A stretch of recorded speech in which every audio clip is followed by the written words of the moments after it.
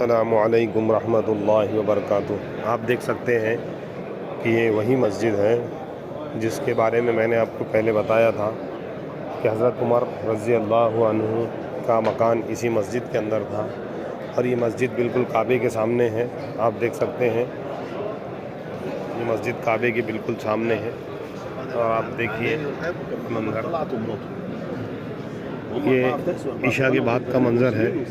لوگ عشاء کی نماز پڑھ کر نکل رہے ہیں۔ دیکھیے چاروں طرف آپ کو لوگ ہی لوگ نظر آ رہے ہوں گے۔ یہ مسجد ہے جس کے بارے میں ہم نے آپ سے پہلے بھی ذکر کیا تھا۔ جب اس ہوٹل کی تعمیر کی گئی تو ان کے 3 فلور مکمل ہو چکے تھے۔ جب چوتھا فلور بنایا جا رہا تھا تو اس جگہ سے جو ہے خون نکلنا شروع ہو گیا، تو تمام علماء کو بلایا گیا، دکھایا گیا، تو تمام علماء نے اس بات پر اتفاق کیا کہ یہ جگہ حضرت ابوبکر صدیق رضی اللہ عنہ کا گھر تھا، اور یہاں ہوٹل بنائی جا رہی ہے، تو اس لیے اس جگہ کو مسجد بنا دی جائے۔